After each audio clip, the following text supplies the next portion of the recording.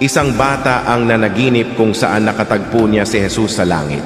Si Jesus ay may luha sa kanyang mga mata at sinabi, "Tinatawag ko ang aking mga anak na lumapit sa akin. Paulit-ulit akong tumatawag sa kanila. May mga nakinig sa akin at binuksan ang kanilang puso upang tanggapin ako, ngunit marami ang tumatanggi sa akin. Kilala nila ako at tinawag ako, ngunit wala ako sa kanilang puso.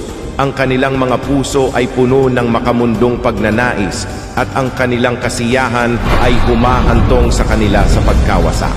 Tinanong ng bata si Jesus, "Panginoon, ano ang dapat kong gawin?"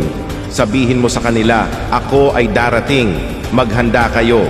Narinig ng bata ang tinig ng Panginoon na lumalakas, "Ako ay darating."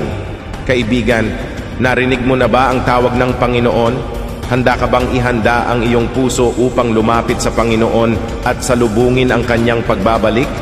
Kung handa ka na, Amen.